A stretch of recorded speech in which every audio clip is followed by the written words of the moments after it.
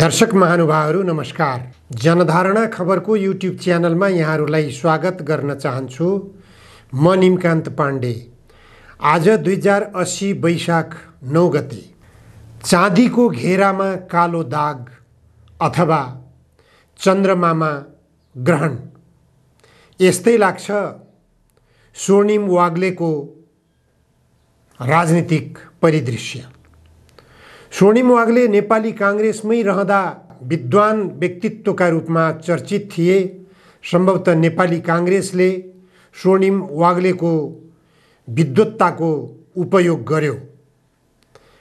तर स्वर्णिम वाग्ले यस्तो भिजन भएको व्यक्ति रहेछन् भन्ने कुरा उनले तनहुँको क्षेत्र नम्बर 1 मा राष्ट्रिय स्वतन्त्र पार्टीको तर्फबाट उम्मेदवार बन्ने मौका पाएपछि उनी प्रचार कार्यक्रममा आफ्ना योजनाहरू, आफ्ना दृष्टिकोणहरू, आफ्नो राजनीतिक विवेक उनले जुन किसिमबाट पस्किँदै गएका छन् त्यसलाई हेर्दा र उनीसँग देश बनाउने भिजन के छ, देशको निम्ति योजना के छ भन्ने कुरा उनले राख्दै गरेका कुराहरू सुन्दा लाग्छ स्वर्णिम वाग्ले नेपाली जनताका निम्ति एउटा सौभाग्यको सपूत हो। यो सौभाग्यको सपूतमा एमसीसी सम्झौताको दाग लागेको छ। त्यो दाग नेपाली काङ्ग्रेसको कार्यकर्ताको रूपमा रहेको कारणले गर्दा उसलाई लागेको हो अथवा उसको व्यक्तिगत चाहना नै त्यो हो। हुन त स्वर्णिम वाग्लेले भनेका कुराहरू, बोलेका विचारहरू सुनियो। सुन्दै जाँदाखेरि एमसीसी सम्झौता नेपालको लागि केही विषयहरू बाहेक उनले आफूलाई रिजर्भमा राखेर बोलेको देखियो। केही विषयहरू नेपालको राष्ट्रियताको हित विपरीत नै छन् भन्ने कुरा बोलेको पनि सुनियो। यथार्थमा एमसीसी सम्झौता बाबुराम भट्टराई जस्तो नेपालमा 1 नम्बरको विद्वान कहलाइने, जसको योजनामा 10 वर्षे जनयुद्ध भयो, उनले मस्यौदा गरेर सरकार समक्ष प्रस्तुत गरेको 40 सूत्रीय मागपत्र, त्यो मागपत्रलाई कार्यादेश बनाएर यदि जुनसुकै पार्टीको नेतृत्वले सरकार बनाएको किन नहोस्, त्यो माओवादीले जनयुद्ध थालनी गरेको 40 बुँदे मागपत्रलाई मार्गनिर्देश बनाएर हिँड्ने हो भने यो देशले काँचुली फेर्छ पक्कै पनि। यो देशका जनता समृद्धिको बाटोतर्फ जान्छन् पक्कै पनि। यो देशका जनताको जीवनस्तर निश्चित रूपमा माथि उठ्छ। यो देशको राष्ट्रिय स्वाधीनताको शिर पनि पक्कै पनि ठाडो हुन्छ। तर त्यो 40 बुँदे मागपत्रको आधारमा नेता बनेका व्यक्ति अहिले प्रधानमन्त्रीको कुर्सीमा विराजमान हुनुहुन्छ, कमरेड प्रचण्ड। उहाँले नै रद्दीको टोकरीमा फालिसकेपछि अरूका कुरा के गर्नु? अरूले त्यसलाई मार्गनिर्देश बनाएर अगाडि बढ्लान् र यो देशको काया पलट गर्लान् भनेर आशा गर्ने ठाउँ छैन।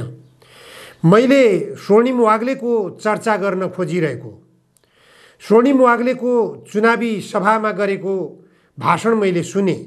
उनीसँग देश बनाउने योजना कस्तो छ त्यो सुन्दाखेरि साँच्चै भन्दा लाग्छ स्वर्णिम वाग्ले विजयी भएर सांसद बने भने, यो देश बनाउने ठाउँमा उनी पुगे भने, यो देश बनाउने नीति निर्माण गर्ने ठाउँमा उनी पुगे भने निश्चित रूपमा उनले मार्गनिर्देश गर्न सक्छन् भन्ने आशा लाग्ने खालको व्यक्तित्व रहेछन् स्वर्णिम वाग्ले। तर तदनुरूप आफूलाई उनले प्रयोग गर्ने हुन् कि होइनन्, तदनुरूप उनले आफूलाई स्वतन्त्र ढङ्गले अगाडि बढाउन सक्ने हुन् कि होइनन्, उनी बोलेको आधारमा उनले गर्ने हुन् कि होइनन्, यो मैले प्रारम्भमा भनेको छु। चाँदीको घेरामा कालो दाग। स्वर्णिम वाग्ले यस्तै पात्रको रूपमा मैले अझै पनि सम्पूर्णतामा विश्वास गर्न स्वर्णिम वाग्लेलाई सकिरहेको छैन। कारण त्यही मात्र हो, उनले एमसीसी सम्झौतामा आफूलाई किन लम्पसार बनाए?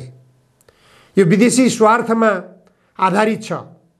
एमसीसी सम्झौता नेपालको अहितमा छ।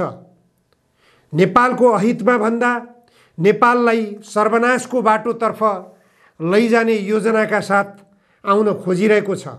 नेपालको प्राकृतिक सम्पदा अमेरिकाले कब्जा गर्न खोजिरहेको छ।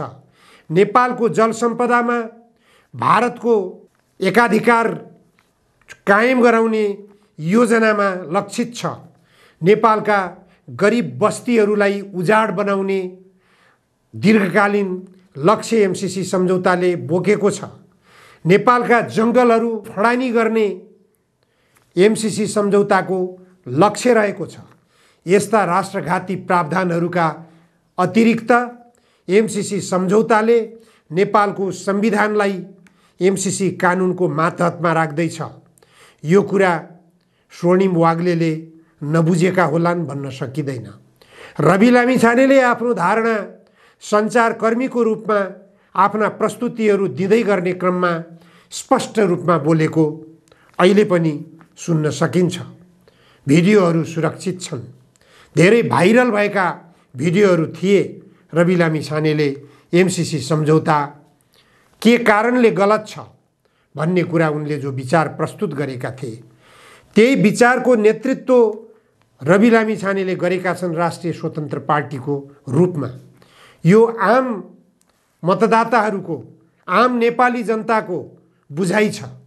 निश्चित रूपमा केही राजनीतिक आवरणका लम्पसारवादीहरूले रवि लामिछानेलाई यही विषयलाई ओझेलमा पारेर ऊ विदेशीहरूद्वारा सञ्चालित पात्र हो भनेर पनि दुष्प्रचार गरिरहेका छन्। यदि विदेशीद्वारा सञ्चालित पात्र भइदिएको भए उसले एमसीसी सम्झौताको विरुद्धमा बोल्नुपर्ने थिएन। उसले आफ्नो कार्यकक्षमा ग्रेटर नेपालको नक्सा राखेर आफूलाई ग्रेटर नेपालको पक्षधर बनाउनु पर्ने आवश्यकता थिएन। त्यसकारण रवि लामिछानेले आफूलाई देशभक्त हिरोको रूपमा, देशभक्त राजनीतिकर्मीको रूपमा, देशभक्त सञ्चारकर्मीको रूपमा प्रस्तुत गरेका छन्। यसमा कुनै शङ्का छैन। प्रस्तुति हो। गर्न कसले के सक्यो के सकेन भन्ने कुरा उसले गर्दै गरेका कामहरूको आधारमा मूल्याङ्कन गर्ने हो। नजानेर पनि केही विवादित कामहरू हुन सक्दछन्। त्यस्ता केही कामहरू भएका छन् भने रवि लामिछानेले म सच्याएर अगाडि बढ्छु, काम गर्दा गर्दै केही गल्ती हुन्छ भने मलाई औल्याउनुहोस् भनेर उनले भनेका छन्। तर यहाँका पुराना राजनीतिक दलका घागडान नेताहरू, निकै खारिएका माझिएका खप्पिस नेताहरू, उनीहरूलाई उनीहरूका जतिसुकै गल्ती कमजोरीहरू औल्याइदिए पनि उनीहरूले स्वीकार गर्दैनन्। नेपाली जनताले टाउको फुटाउँदै एमसीसी सम्झौता राष्ट्रघाती छ भन्दै गर्दा संसदभित्रबाट पारित गर्ने क्रममा को बोले एमसीसी सम्झौताको विरुद्धमा?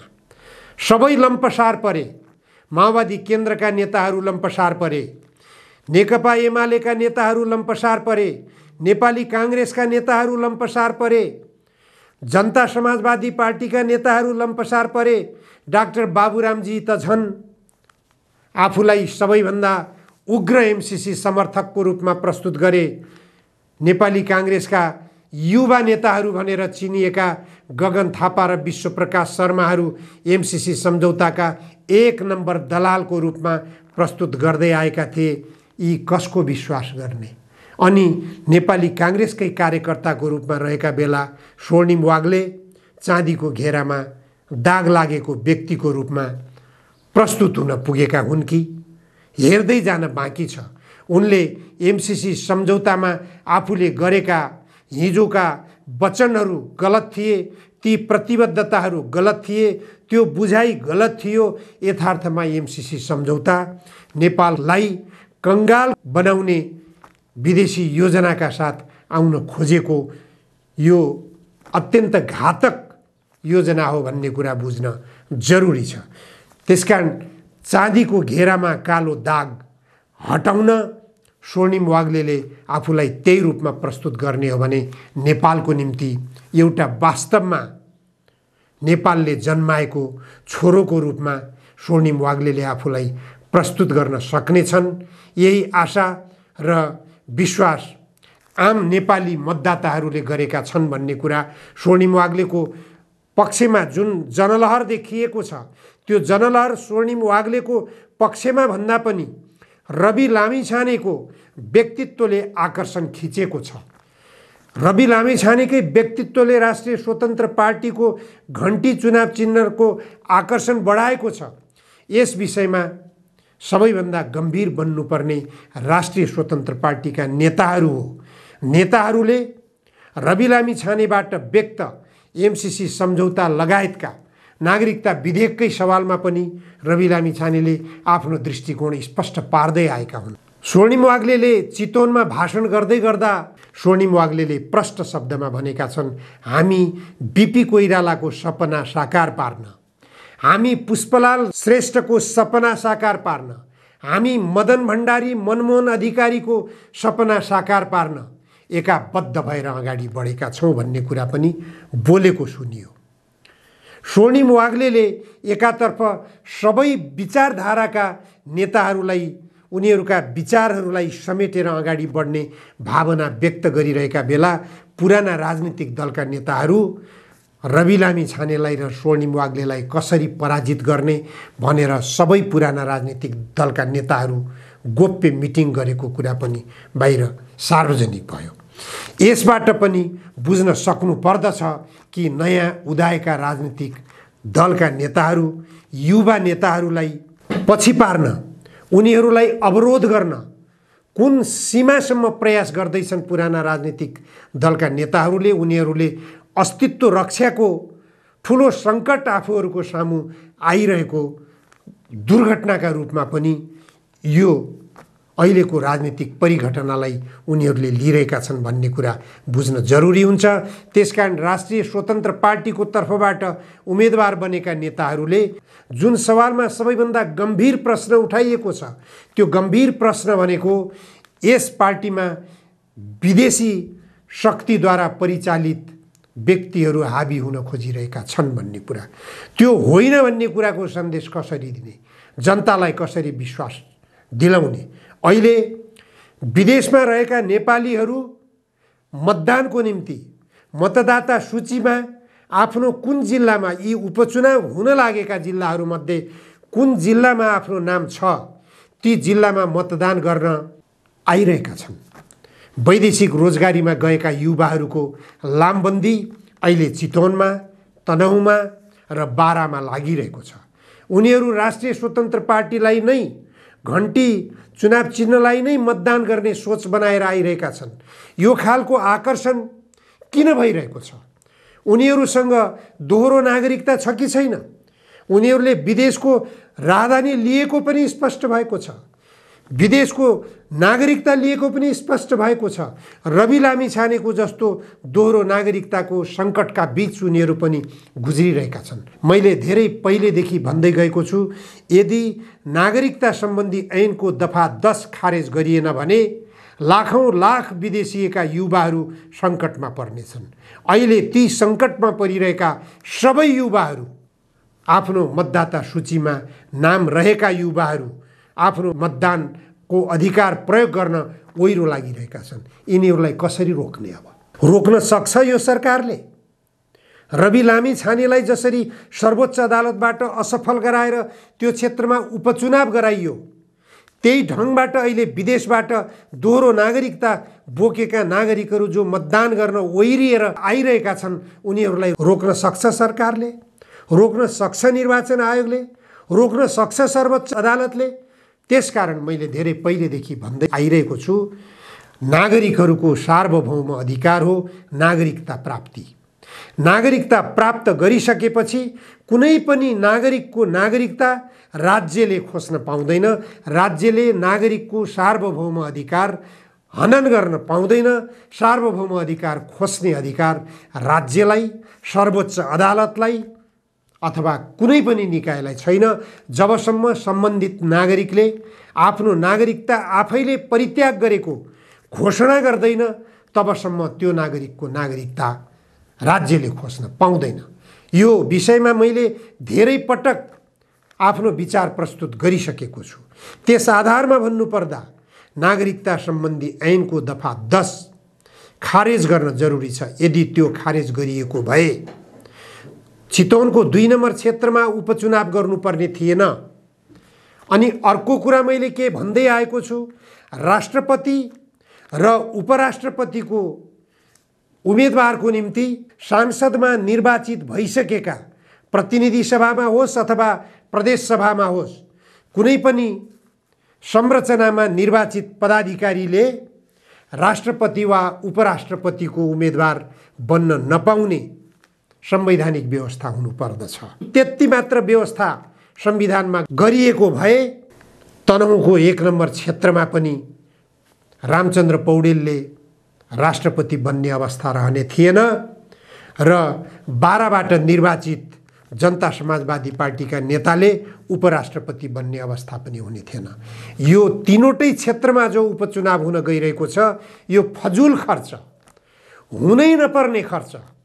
एउटा रवि लामिछानेको नागरिकता प्रकरणले खाली गरायो, जो नागरिकता सम्बन्धी ऐनको दफा 10 खारेज गरिदिएको भए सर्वोच्च अदालतको संवैधानिक इजलासले त्यो असंवैधानिक प्रावधान रहेको त्यो नागरिकता सम्बन्धी ऐनको दफा 10 खारेज गर्ने अधिकार प्रयोग गरेर खारेज गरिदिएको भए चितवनको 2 नम्बर क्षेत्र खाली हुने थिएन, यो अनावश्यक खर्च हुने थिएन।